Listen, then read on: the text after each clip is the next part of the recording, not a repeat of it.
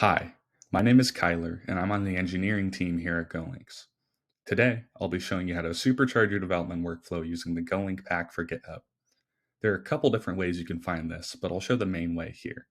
From the dashboard, or anywhere in the site, find the left sidebar and click on App Marketplace.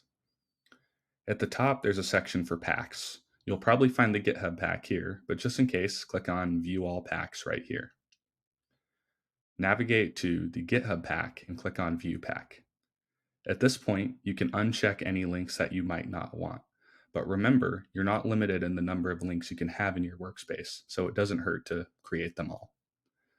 I'll uncheck 2 to demonstrate. Click Create. Here, you'll be prompted to paste the repository URL. What you'll want to put is the root path of the repository. I'll paste that in and hit Finish.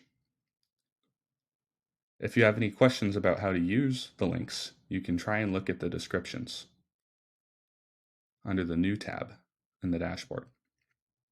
As you can see, a link like GoPR tells you that you can use go/PR/PR number to open the corresponding pull request. If you still have questions, feel free to reach out to support. Thank you.